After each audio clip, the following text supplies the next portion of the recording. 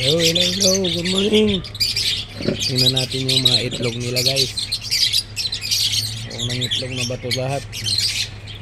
Kasi konti na lang yung ibon natin. May nagpunta naman dito. Nag-iwan ng tira. Bibili daw siya ng ibon. Mamaya pa daw niya kunin yung ibon. Katukin natin guys bago natin tingnan.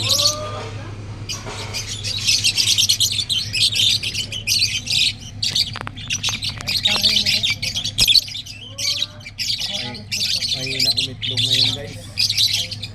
Mahina siya umitlog dahil hindi tayo nagbigay sa kanya ng pampaitlog. Tatlo lang.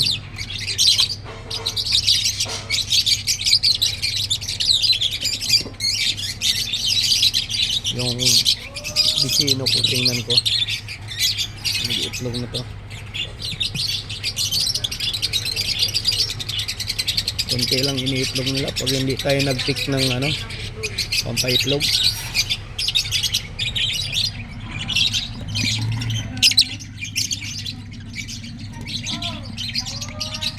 Nakita mo to, wala pa siyang itlog, lubong-lubo na yung puwit oh. Ang laki na ng puwit niya, hindi pa siya nag-itlog.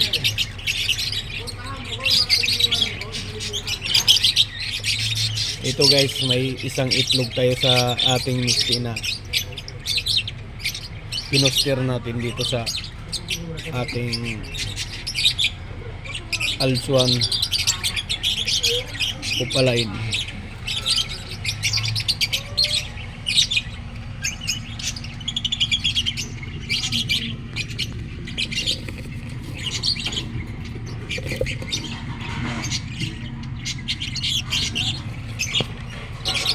Sana mapisa lahat guys. Kaso lang pinipisa niyan 4, 3. Ayan, ating green upalain.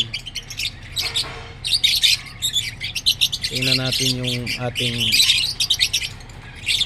kasi malaki na yung sisiyo niya.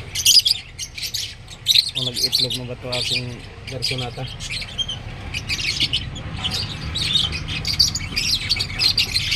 Wow, nag-isa na tayo guys.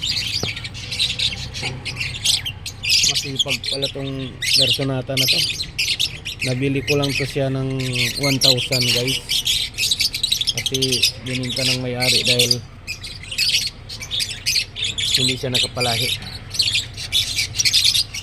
Tapos may anak siya, kinuha natin. Nung nag 5 days, kinuha ko na. Sana mag-itlog na tong aking hunted. Yan, si Renz. Renz, tingnan ko yung ano mo ah. Sana nag-itlog ka na.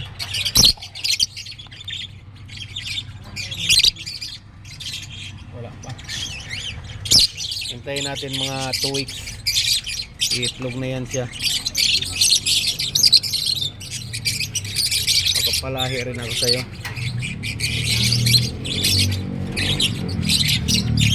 Magandang ilalabas yan guys kasi green upalain yung dinartner ko sa kanya. Tingnan ko yung mixi kasi kinalat niya yung itlog mo. Yun, 3 pinagsama na niya guys. Hindi ko natitingnan yung green upalain kasi alam ko hindi pa nag-itlog yan. Kasi hindi pa 2 weeks pa lang yung anak nyo. Winalay ko. Meron ako ditong sana maglabas ng maganda to. Ano kaya ang pwedeng ilabas nito? Misty, ang kak, green upalain yung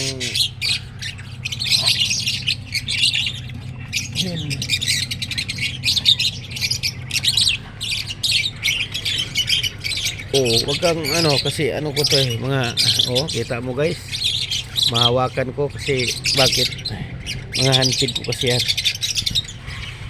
Sana maglabas siya ng maganda. Konti na lang yung ibon natin guys.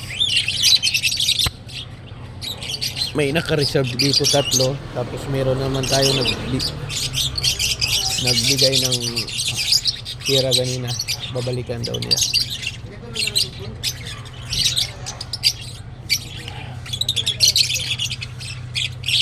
Hindi ko na tingnan yung ibang box.